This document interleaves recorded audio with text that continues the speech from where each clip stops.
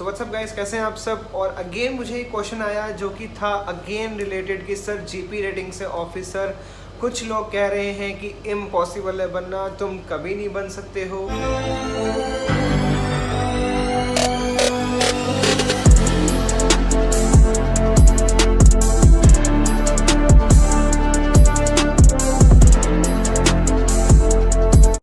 तो यार मुझे तुम एक बात समझाओ सबसे पहले। ठीक है, मैं मान लेता हूँ, उनकी बात भी मान लेते हैं और हमारी बात भी मान लेते हैं। पहली बात तो ऐसा कहाँ पर लिखा हुआ है, कौन सी जगह पे ऐसा लिखा हुआ है, कौन सी ऐसी डीजी की साइट पे लिखा हुआ है या कहाँ ऐसा लिखा हुआ है कि अगर आपने जीपी रेटिंग की है तो you can't be a captain, you can't be a chief engineer. एक जगह दिखाओ मुझे, जबकि मैं ये मान सकता हूँ कि डीजी शिपिंग जो है वो सब का बाप है। ठीक है, वही सबको बनाता है, वही सबको क्रिएट करता है, डायरेक्टरेट जनरल ऑफ शिपिंग। ठीक है, तो उसी के अंडर में सारे लाइसेंस इशू होते हैं। अब मेरे को तो पता नहीं, क्योंकि मैंने ऐसा कोई लाइसेंस देखा नहीं। और मेरे शिप पे जितने भी हैं, ज़रूरी नहीं है कि सब इंडियन सीओसी वाले ही हैं। कुछ पनामा सीओसी के भी ऑफिसर्स हैं, कुछ और सीओसीज के भी हैं, कुछ यूके सीओसीज के हैं, कुछ इंडियन सीओसी के हैं। तो अब ये कहना कि यार देखो, मैं बताऊँ, मोस्ट ऑफ द पीपल को तो ये ही नहीं पता होगा इस फील्ड में कि ऑफशोर भला क्या है, किसको ऑफशोर बोलते हैं, ऑफशोर फील्ड क्या है आखिर। तो मैक्सिमम लोगों को तो यही नहीं पता। अब जब उनको यही नहीं पता कि ऑफशोर क्या है, तो हम कैसे कह सकते हैं उनको ये सब पता होगा कि जीपी वाला कभी ऑफिसर बन सकता है कि नहीं बन सकता। मतलब ठीक है यार, किसी को तुम अगर डीमोटिवेट कर रहे हो, that is up to you. तुम अगर अच्छा लग रहा है किसी को डीमोटिवेट करना तो सही है, बट मेरे चैनल पे ऐसा होता नहीं है यार। मैं ना किसी को डीमोटिवेट करता हूँ, और कोई अगर मुझे ऐसे क्वेश्चन पूछे ना तो उसका आंसर मैं सही से देता हूँ। फिर तो मेरे जितने साथ के बंदे थे उसमें से कुछ मेरे फ्रेंड्स भी हैं जो ऑलरेडी अभी एज अ कैप्टन सेल कर रहे हैं।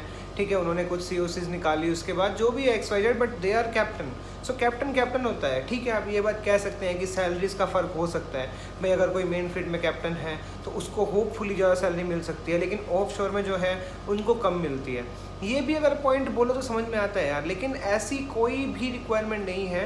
क्योंकि देखो, सबसे पहली बात तो समझो इस चीज़ को, वैसा मैं क्यों कह रहा हूँ उसके पीछे एक रीज़न है। ठीक है, आपकी जितनी भी कंपनीज है जो आपको सीडीसी इशू करती है, कुछ भी करती है, वो वाइट लिस्टेड होनी चाहिए। अब वाइट लिस्टेड आईएमओ के रूल्स रेगुलेशन के हिसाब से ऐसी बहुत सी कंट्रीज़ हैं जो कि वाइट लिस्टेड है। अब उसमें आपको अगर जाना है तो आप आईएमओ स्टैंडर्ड में जाके भी देख सकते हैं, वहाँ पे आपको सब कुछ मिल जाएगा कौन कौन सी जो कंट्रीज़ हैं वो वाइट लिस्टेड हैं। अब जो उनसे सीओसी बन के आती है तो वो भी वाइट लिस्टेड ही होती है। हर एक कंपनी को क्या चाहिए होता है, आज मैं तुम्हें सारी चीज़ क्लियर करता हूँ। देखो, जब भी कोई कंपनी में तुम काम कर रहे हो ना, उस कंपनी को इससे मतलब नहीं है कि तुम्हारे पास कौन से कंट्री की सीओसी है।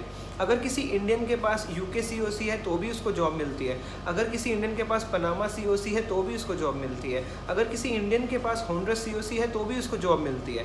बस फ़र्क ये होता है कि सैलरीज कट हो जाती हैं, सैलरीज का थोड़ा उतार चढ़ाव रहता है। अब अगर मेरी कंपनी है और मुझे दो बंदे मिल रहे हैं फॉर एग्जांपल, तो सपोज अगर मुझे एक बंदा मिल रहा है इंडियन सीओसी का, जिसकी मान लो जो कह रहा है कि सर मैं 7,000 या 9,000 या $10,000 सैलरी लूँगा एक महीने की, वहीं मुझे एक बंदा मिलता है पनामा सीओसी वाला जो कह रहा है कि सर मैं 5,000 में काम करने को रेडी हूँ। तो आपकी खुद की कंपनी है, आपको किससे बेनिफिट मिलेगा, तो आप उसको लोगे कि नहीं। ठीक है, आप ये बात मान लेते हैं कि चलो भाई किसी कंपनी में कोई लोग परमानेंट हो जाते हैं, तो परमानेंट होने के बाद उनको प्रमोशन मिल जाता है, चांसेस मिल जाता है। लेकिन इसका ये मतलब नहीं कि आपको चांस मिला है तो सबको चांस नहीं मिलता है। डोंट से अबाउट इट कि भाई हम मुझे चांस मिल गया तो औरों को चांस नहीं मिलेगा।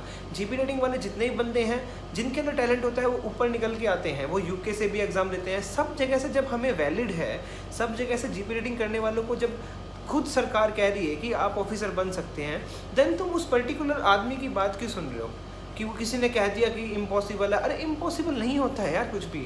यार ठीक है, मान लेते हैं कि ठीक है कोई बात नहीं, प्रॉब्लम्स आ जाती हैं भाई। ये भी हो सकता है कि सी टाइम थोड़ा लेट काउंट हो भाई, ये भी हो सकता है कि असेसमेंट में थोड़ा टाइम लग जाए, ये भी हो सकता है कि ओरल काफ़ी हार्ड हो। पर ऑफिसर बनने के बाद इट्स नॉट लाइक कि तुम्हें जॉब नहीं मिलेगी। पहली बात तो तुम ना ऑफशोर और मेन फ्लीट के बारे में ना एकदम अच्छे से डिटेल जान लो। मेन फ्लीट में तुम्हारे जितने वेसल्स होते हैं, जितनी सो एंड कॉल्ड बड़ी बड़ी कंपनीज होती है ना, उनके अलावा भी लाइफ है मर्चेंट नेवी में।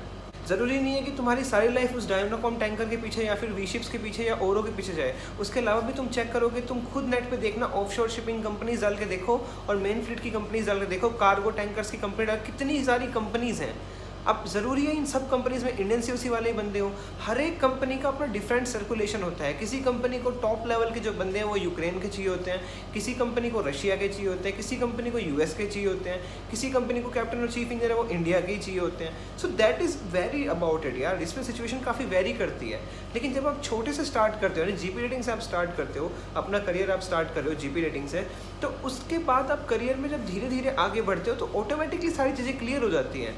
अब ये बात मान सकते हैं कि जीपी वाले के पास भाई इतने पैसे नहीं होते, या सबके पास इतने पैसे नहीं होते कि वो लाखों रुपए लगा के यूके सीओ से निकाल लें। तो वो ठीक है, वो बोलता है कि मैं पनामा सीओ से निकाल लूँगा या मैं होंडा सीओ से निकाल लूँगा, मेरे कम पैसे लगेंगे लेकिन मैं मेहनत करके आगे तो बढ़ सकता हूँ। मान लिया कि मुझे $10,000 नहीं मिलेगी सैलरी, तो मैं $5,000 में काम कर लूँगा, मुझे कोई दिक्कत नहीं है। ये जो सारा फोकस होता है ना, ये डिपेंड तुम्हारे ऊपर होता है कि तुम किस चीज़ को मान लेते हो, और जिस चीज़ को तुम मान लेते हो तुम वैसे ही काम करते हो, सीधी सी बात है। सो मेरे हिसाब से ये मेरा फाइनल आंसर है यार। देखो, मुझे नहीं लगता कि इम्पॉसिबल है, किसी को लगता होगा दैट इज़ हिज टेक, ठीक है, हिज और हर जो भी XYZ है। मैं किसी का पर्टिकुलरली यहाँ पे नाम नहीं लूँगा बिकॉज मैं मेरे चैनल को एकदम साफ सुथरा रखना चाहता हूँ, तो ये वैसा ही रहे तो बढ़िया है। But it is not good कि आप ऐसा बोलो कि भाई जीपी रेटिंग से बनना इम्पॉसिबल है या फिर बहुत ज़्यादा मुश्किल है या आप बन ही नहीं सकते हो। आप लोग कैडेट्स को प्रमोट कर रहे हो, ठीक है भाई, आप कह रहे हो कैडेट बन जाओ। अरे कैडेट की सबसे ज़्यादा वेटिंग चल रही है, किसी भी फील्ड में आप चले जाके देख लो, किसी फील्ड में आप चले जाओ उसमें भी देख लो।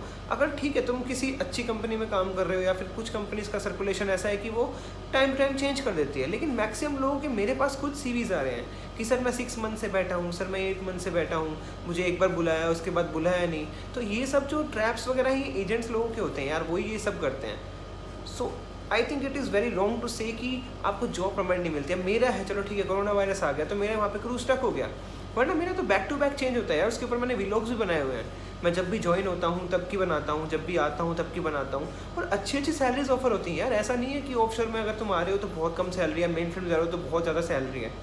वहाँ पे भी डिपेंड करता है, यहाँ पे भी डिपेंड करता है ऑन योर लक और हार्ड वर्क के ऊपर। सो ये कहना कि बहुत कम सैलरी है या ऑफिसर नहीं बन पाएंगे, जीपी से ऑफिसर आप 1000% बन सकते हो, ये बात मैं आपसे कह रहा हूँ, और डीजी का सर्कुलर भी ये बात कह रहा है। भाई आप एनसीबी क्लास 4 का एग्जाम दे लो, उसके बाद आप एफजी में भी जा सकते हो, उसके बाद आप मास्टर का चीफ इंजीनियर बन सकते हो with Indian COC approved FG ticket.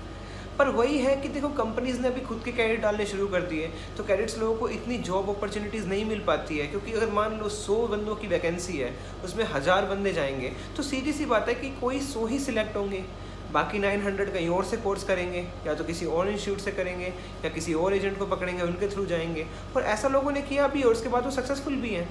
ज़रूरी नहीं है कि हर किसी को कॉलेज से ही प्लेसमेंट मिली हो। बाहर आपकी RPSL कंपनीज़ हैं, खुद आप ट्राई करते हो, खुद लिंक्स बनाते हो, धीरे धीरे डेली सर्च करते हो हर एक कंपनी के बारे में, यहाँ जाना इधर सर्च करो, वहाँ जाना उधर सर्च करो, उसके बाद आपका हो जाता है, सो आप चले जाते हो। सो उसमें प्रॉब्लम कहाँ है? प्रॉब्लम सिर्फ थिंकिंग पे है। जिस दिन थिंकिंग को ठीक कर लोगे ना, उस दिन सब कुछ ठीक हो जाएगा। पहली बात तो ये दिमाग से निकाल दो, बिल्कुल आज मेरे कहने से निकाल दो, नहीं निकालना दिमाग में रखना है तुम लोग रखो, मुझे उससे कोई प्रॉब्लम नहीं है। लेकिन मेरी बात अगर मानते हो तो ये चीज़ दिमाग से निकाल दो कि कुछ भी होना इस दुनिया में इम्पॉसिबल है। मैं खुद ऑफिसर बना हूँ, मेरे पास खुद की COCs हैं, सारी चीज़ हैं, ठीक है। बाकी ये है कि हाँ, स्टार्टिंग में आप जाते हो तो सैलरी थोड़ी कम मिलती है, लेकिन वो आपके टाइम धीरे धीरे आप आगे बढ़ोगे तो वो हो जाती है। अब ऐसे कितने लोग हैं जिन्होंने इंडियन क्लास 4 निकाला हुआ है और उसके ऊपर उन्होंने पनामा का चीफ ऑफिसर निकाला हुआ है, या पनामा कैप्टन निकाला हुआ है, या होंडर्स का चीफ इंजीनियर निकाला हुआ है। तो टिकट्स के ऊपर टिकट्स भी निकलती हैं, ऐसा कोई इशू नहीं है। पर उसके बारे में मैं डिस्कस बाद में करूँगा बिकॉज सेशन बहुत लंबा हो जाएगा। तो आज के लिए बस इतना ही मैं आपको बता रहा हूँ कि there is nothing that is impossible. अगर कोई आपसे बोलता है सो प्लीज़ उसको दिमाग में मत लीजिए, कोई भी ऐसी बुक्स मत खरीदिए, कोई भी ऐसा कुछ मत खरीदिए जिसमें आपका लॉस हो, ठीक है, जिसमें आपके पैसे ना बनते हो, या फिर जिसमें आप पैसे लगा के बाद में बोलो कि मुझे वो पैसे वापस चाहिए, लेकिन वो वापस तो आएंगे नहीं। 12th के बेस पे आप जाओ। सो IMU CET के फॉर्म भी अभी बहुत जल्दी निकलने वाले हैं, ऑलरेडी न्यूज़ आ चुकी है। सो डेफिनेटली उनका भी मेरे ख्याल से 5 या 6 दिन में उनका काम स्टार्ट हो जाएगा, तो वहाँ से भी आप अप टू डेट रहिए उनकी वेबसाइट पे से, IMU CET पे से 12th PCM से की हुए, तो वहाँ से जाइए। So this is all for Aakash mission for this session. I hope you like the session. अच्छा लगे तो लाइक शेयर सब्सक्राइब कर देना। और guys, there is nothing that is impossible, so don't over think about it. कोई कुछ ही बोलेगा, कोई भगवान नहीं है, सब इंसान ही है। किसी को नहीं पता किसका नेचर है, किसका लक कब कहाँ लग जाए, या कौन सी COC उसके लिए बेनिफिशियल हो। ये सिर्फ कंपनी ही बता सकती है जिस कंपनी में आप काम कर रहे हो कि उनकी रिक्वायरमेंट कौन सी है। अगर उनका जो फ्लैग है उस पर COC ज़्यादा डिपेंड करती है, ठीक है। तो ये ऐसा भी है, तो होंडर्स COC होगी या पनामा COC होगी, तो पनामा फ्लैग पे तो वही मांगते हैं। तो ऐसा बहुत ज़्यादा वेसल्स ऐसे हैं जो पनामा फ्लैग हैं आज की डेट में। आपको यकीन ना हो तो आप नेट पर सर्च करके देख लेना। So don't think about it यार। बहुत सारी COCs हैं, बहुत सारे सैंड विंसेंट ग्रेनाडाइज है, एक फ्लैग का नाम है सैंड विंसेंट एंड ग्रेनाडाइज, उस पर होंडा COC भी चलती है। सो जो कम पैसे में आएगा उसको लेगी कंपनी, सीधी सी बात है, उनको अपने प्रॉफिट से मतलब है। सो ऐसा ज़रूरी नहीं है कि इंडियन COC निकालनी है या जो भी निकालो यार, तुम्हारा लक तुम्हारे हाथ में। जिस कंपनी में काम कर रहे हो उससे थोड़ा बना के रखो, उनसे थोड़ा अच्छे से अपने आप को थोड़ा सा बना के रखोगे तो तुम्हारे लिए बेटर रहेगा। तो चलिए मिलते हैं अगली वीडियो में, जब तक के लिए अपना बहुत ज़्यादा ख्याल रखिए और thank you so much for watching Akash mission navy. अगली बार हम और बात करेंगे इसके ऊपर। सो डीमोरलाइज होने की ज़रूरत नहीं है, बिकॉज लाइफ अभी बहुत बड़ी है, बहुत आगे जाना है। तो मैं हूँ तुम्हारे साथ में, सारी बात तुम्हें बता दूंगा, नथिंग इज़ इम्पॉसिबल। इस बात को बस मेरी मान के चलो and everything will be all right. So मिलते हैं अगली वीडियो में।